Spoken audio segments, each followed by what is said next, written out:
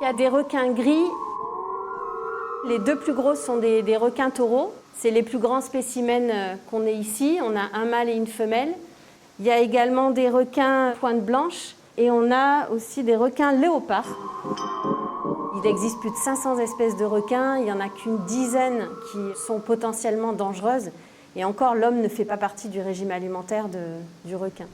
Il y a des attaques notamment sur des surfeurs, mais c'est qu'en fait le requin peut confondre un surfeur, quand il le voit d'en dessous, il peut le confondre avec une tortue ou un phoque. Donc il va attaquer, pensant que ça fait partie, enfin que c'est une de ses proies. Et en fait, il s'aperçoit que ça n'a pas le même goût que d'habitude, donc il va relâcher sa proie. C'est vraiment une erreur d'identification.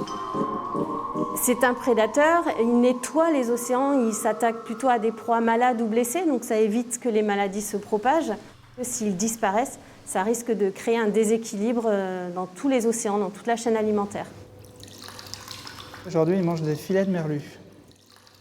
Il faut savoir que les requins ne sont nourris que 2 fois par semaine, ils sont nourris le mercredi et le dimanche. Ce sont des animaux qui n'ont pas beaucoup de dépenses énergétiques parce que leur température est la même que celle de l'eau.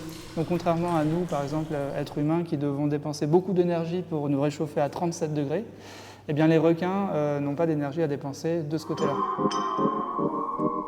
Aujourd'hui, on doit vraiment défendre les requins, c'est pour ça qu'on les présente à l'aquarium, c'est pour en parler et pour dire que les requins sont malheureusement en voie d'extinction aujourd'hui, que si on ne fait rien d'ici 20 ans, malheureusement, il pourrait ne plus y avoir de requins du tout. Et ça, ce serait dramatique pour les écosystèmes.